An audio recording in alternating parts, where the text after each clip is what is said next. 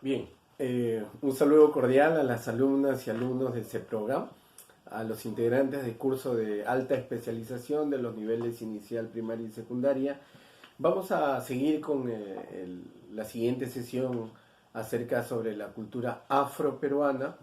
Ya tenemos todo el contexto histórico de la llegada del esclavo a este continente y cómo empezó a ser considerado en una escala jerárquica social de ese entonces. Nos quedamos en esta ocasión, vamos a hablar sobre lo que es el criollo, el mestizaje. No sin antes, en el video anterior, no te he dado las preguntas porque voy a fusionarlo con este video. ¿Sí? Eh, en 1560 empieza a darse una corriente social que era el criollo. El criollo es el hijo del español y la española nacido en este suelo. ¿Sí? Ojo, son los hijos de padres españoles nacidos en este suelo americano. Y obvio de que el criollo se nació en diferentes partes de este continente, ¿ah? Con lo que conocemos actualmente con los actuales países que hay. Y el mestizo se empezó a dar a partir de los años de 1760 aproximadamente, ¿no? Y era el hijo del español, de padre español y madre indígena. Madre indígena. Ojo, tenemos el criollo y tenemos el mestizo, que no son iguales, que no son iguales. Y acá cabe destacar algo muy curioso, ¿no? Que a partir de 1760, ¿no? El mestizo empieza a tener un cierto alejamiento, en este caso lo conocemos actualmente, una discriminación. ¿Pero hacia quién? Hacia el nativo, ¿no? Y tenía más apego al criollo que a su misma sangre. ¿Sí? Ojo, no lo digo yo, es el estudio que hemos estado realizando como docentes investigadores. Eh, Ahora, ¿qué tiene que ver el mulato, qué tiene que ver el negro esclavo, la cultura afroperuana, con esta situación? No, ustedes me dirán, pero profesor, usted está hablando de la cultura afroperuana. Muy bien. Si habíamos dicho en el video anterior de que habían tres razas de hombre en ese entonces, que era el español, el indígena y el negro esclavo. El negro esclavo venía con sus costumbres, sus tradiciones del África, con dioses que ellos creían más inclinados a la naturaleza. De todas esas tribus que ya habíamos hablado, el Yoruba, el Aká, el Zulú, que tenían religiones que aún persisten, como en este caso el vudú, el yoruda, que son religiones que aún, por ejemplo, persisten en el Caribe y en el Brasil. Ojo, ¿ah? ¿Ya? Estaba el negro africano, el negro esclavo. Teníamos al nativo, ya sabemos de las deidades que tenían nuestros antepasados, una adoración al dios sol, pero ojo que también éramos politeístas, que era la adoración a varios dioses, ¿no? Eh, y teníamos el español, ojo, teníamos el español. Y estas tres se fusionan culturalmente y empieza a existir un sincretismo religioso. Ojo, ¿sí? Y que se viene a dar, se fusionan muchas de estas culturas. Por eso se dice que somos un país pluricultural, ¿no? Por la inmensidad de manifestaciones culturales y artísticas que hay en nuestro país. Ahora te hablo del criollo y te hablo del mestizo, que en este caso el criollo, ya te lo expliqué, es el nacido en, en tierra peruana, ¿no? Pero de padres españoles. Y el hijo de español con el indio, que es el mestizo. Ojo, ya tenemos dos más.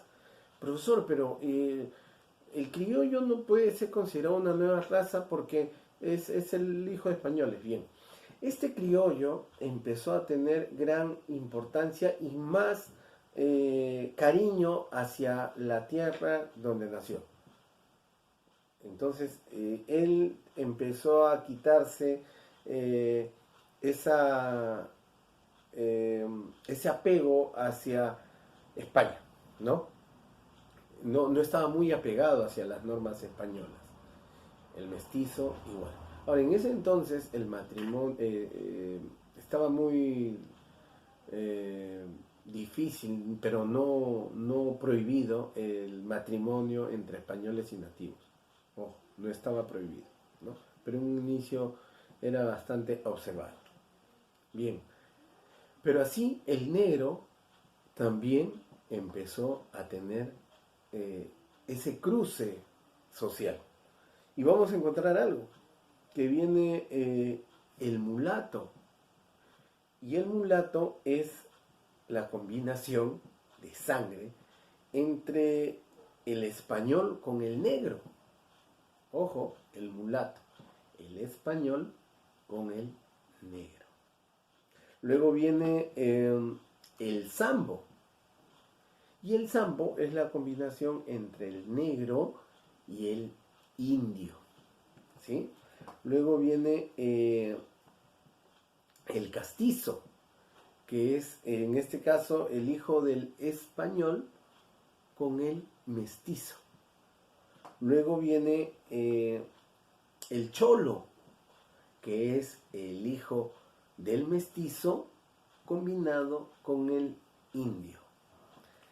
Y el último es el chino, el hijo del mulato con el indio. Mire esa diversidad, ese cruce de sangre, ese cruce de culturas que se empieza a dar en ese entonces, ¿no? Y mira cómo se viene a dar este cruce de razas que hay hasta el momento, ¿no? Todo esto trae como consecuencia, ¿no? La amplitud de muchas manifestaciones, la amplitud, ¿no? Yo te pregunto a ti ahora, ¿en cuál de estas manifestaciones, en cuál de estas razas te encuentras tú, ¿no? Porque muchos dicen, caramba, yo soy criollo, ¿no? Pero no sabemos muy bien, o no sabíamos la definición acerca de criollo. Al existir el negro en esta gran mezcolanza, en este gran cruce de razas, sus costumbres fueron variando, ¿no? Sus costumbres, muchas de ellas, fueron variando.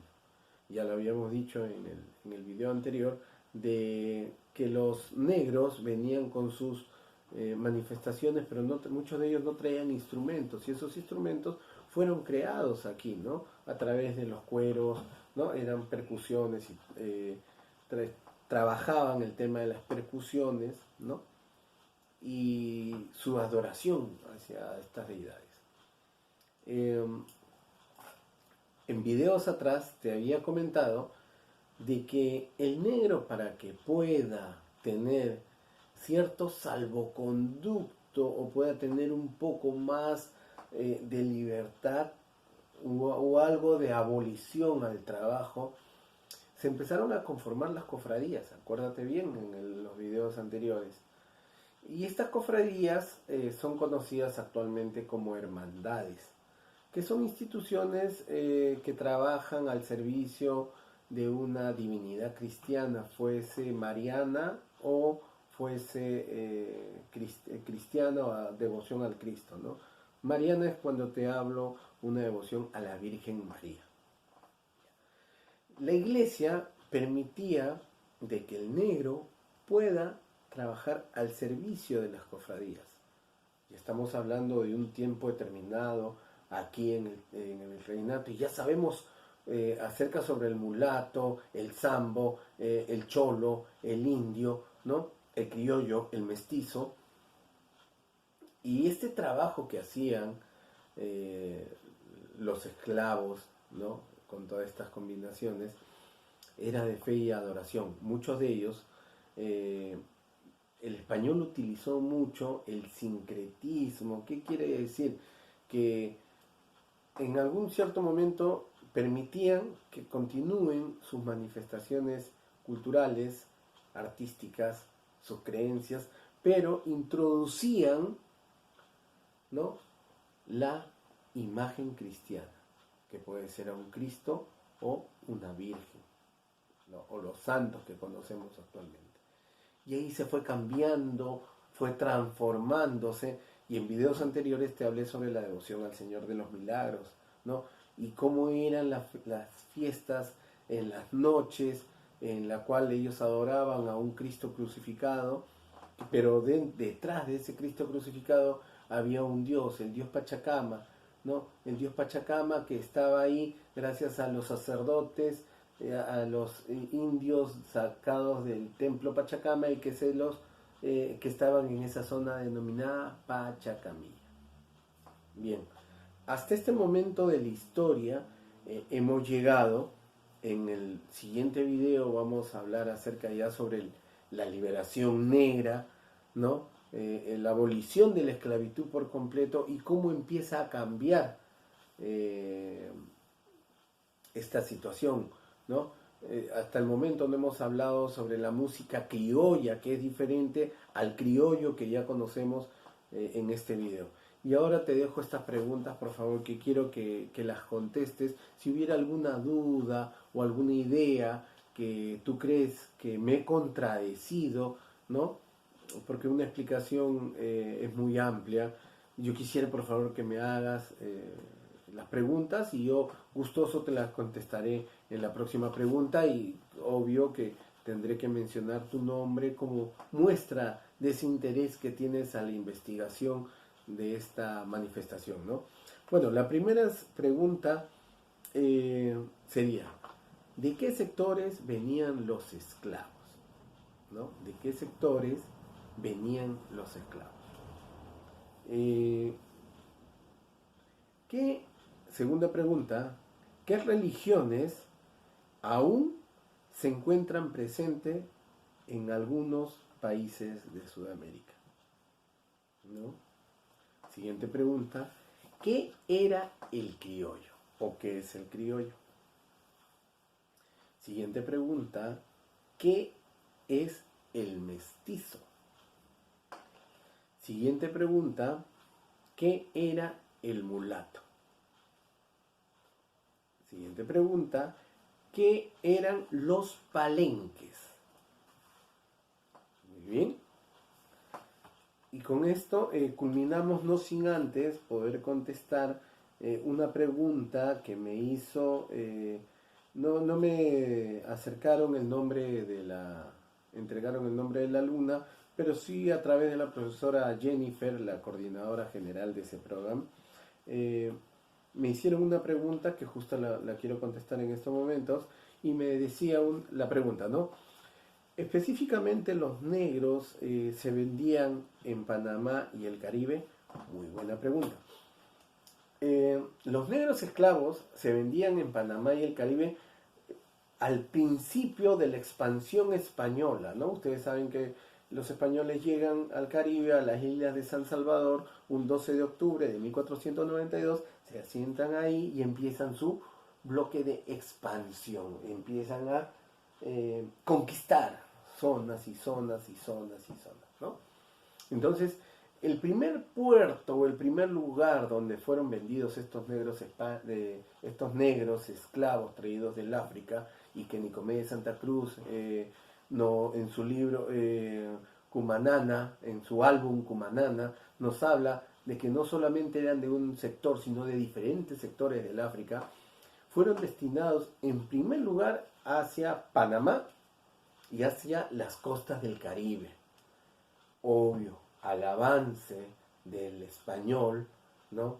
En este nuevo continente fueron vendiendo a los negros esclavos en los diferentes puertos, ¿no?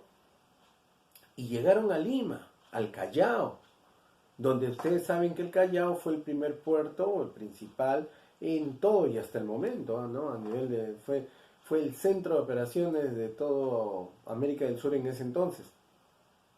Después la venta de negros esclavos se hacía en el puerto del Callao, ¿no? Y así en diferentes zonas, ¿no? Muy buena pregunta, ¿no? Porque no necesariamente se dio en ese lugar, sino que fue expandiéndose. Quisiera que también algunas alumnas, profesoras, amigos o simpatizantes que también nos siguen a través del canal de YouTube puedan hacernos estas preguntas para seguir investigando y seguir dando a conocer acerca sobre nuestras manifestaciones históricas, culturales que está en nuestro Perú. No te olvides de suscribirte al canal de YouTube, ¿no? CEPROGAM. Estamos para servirte y seguir brindando una educación de aprendizaje.